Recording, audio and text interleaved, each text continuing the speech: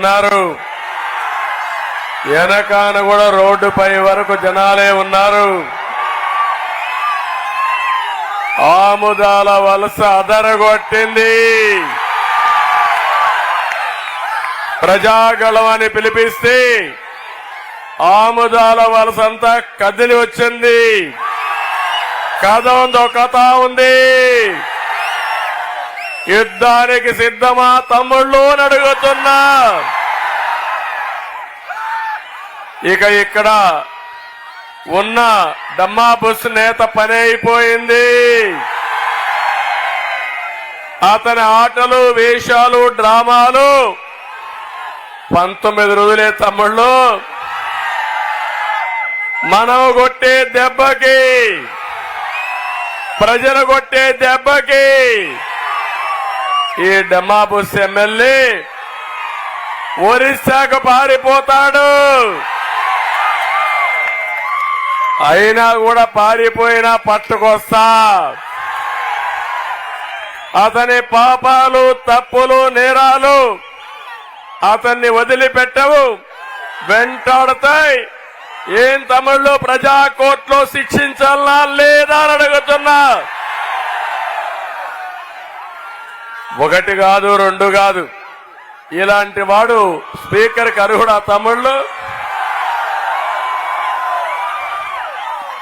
ఇంకో పక్క మీరు చూస్తే ఒక అసమర్థ స్పీకర్గా ఆ ముఖ్యమంత్రి ఏం చెప్తే అది చేసి అతను ఒక సైకో, ఇతను కూడా ఒక సైకోగా తయారైపోయి అసెంబ్లీని పూర్తిగా అప్రతిష్ట పాలు చేసిన దుర్మార్గుడు ఈ డమ్మాబుస్ ఎమ్మెల్యే. ఇక్కడ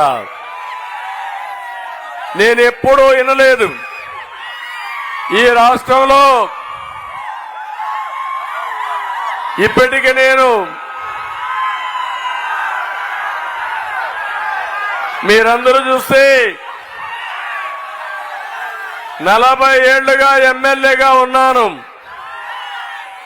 మళ్లీ ఈసారి అయితే 45 సంవత్సరాలు ఎమ్మెల్యేగా ఉంటాను.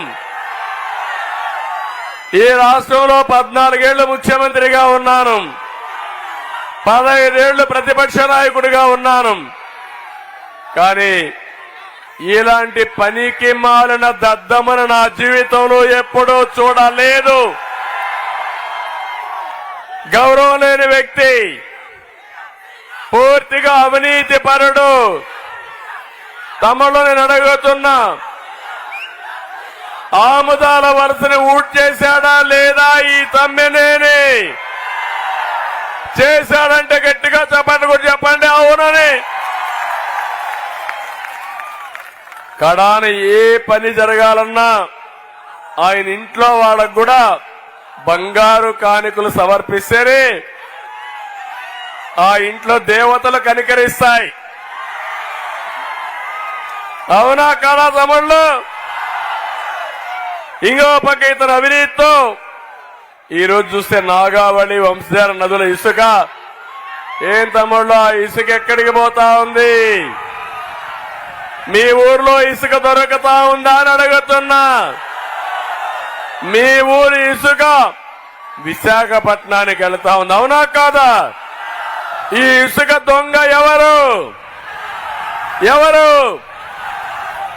ఇంకొక పక్క బదిలీల్లో కూడా స్థాయిని బట్టి 1,00,000 నుంచి 10 లక్షల వరకు రేట్లు ఫిక్స్ చేసి వ్యాపారం చేసే పరిస్థితి వచ్చాడు.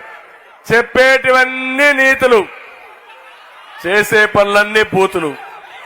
దుర్మార్గమైన వ్యక్తి నా జీవితంలో చూడలేదు. మళ్లీ చెప్తున్నా, నా దృష్టిలో పడినవాణ్ణి నేనంత ఈజీగా వదిలిపెట్టనని మరొక్కసారి హెచ్చరిస్తున్నా. ఇంకా ఒకసారి చూస్తే ఈసారి తమిళ్లో ఒకటే విషయం అడుగుతున్నా మిమ్మల్ని అందరినీ. ఇక్కడే కోన రవికుమార్ ఆముదాల వలస బుల్లెట్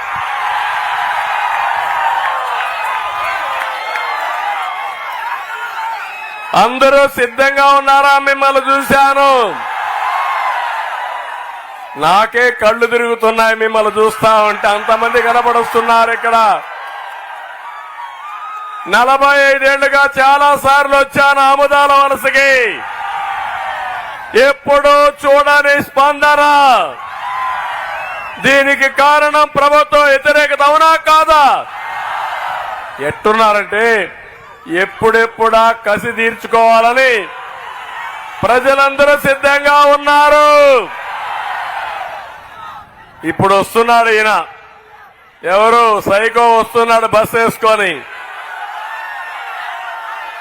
నేను అడుగుతున్నా, నీకు ధైర్యం ఉంటే నీ బస్సు యాత్ర వదిలిపెట్టి ఆముదాల వలసకరా, పబ్లిక్ మీటింగ్ పెడతాం, ప్రజలు అడిగే ప్రశ్నలకు సమాధానం చెప్పు, ఆ తర్వాత ఓటు అడగమని చెప్తున్నా. వాస్తవనా కదా తమ్ముళ్ళు అడుగుతున్నా. బిర్యానీ పెట్టి హాఫ్ బాటిల్ లిక్కర్ ఇచ్చి 500 రూపాయలు డబ్బులు ఇచ్చి మనుషుల దొరకొస్తే ఓట్లు వేస్తారా తమ్ముళ్ళు? ఓట్లు పడతాయా అని అడుగుతున్నా.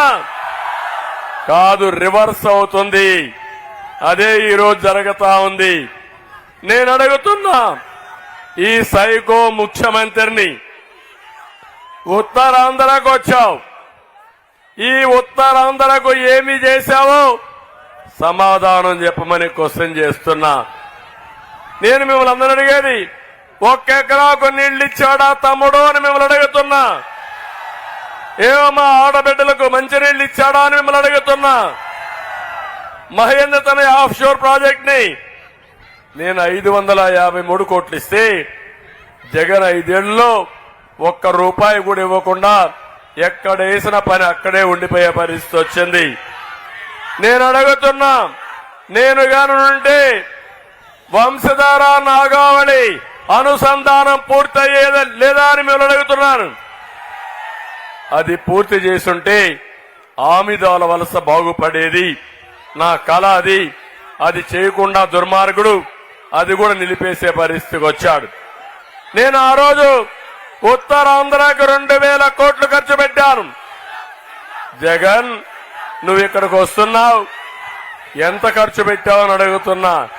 నువ్వు పెట్టింది తమ్ముళ్ళు, మా తమ్ముళ్ళు చాలా హుషారుగా ఉన్నారు. నాకంటే ముందుగా మా తమ్ముళ్ళు నేను ఎప్పుడెప్పుడు సీఎం కావాలన్నా, మాకు ఉద్యోగం ఎప్పుడు వస్తుందా అని మా తమ్ముళ్ళు చూస్తున్నారు. తమ్ముళ్ళు జాబు రావాలంటే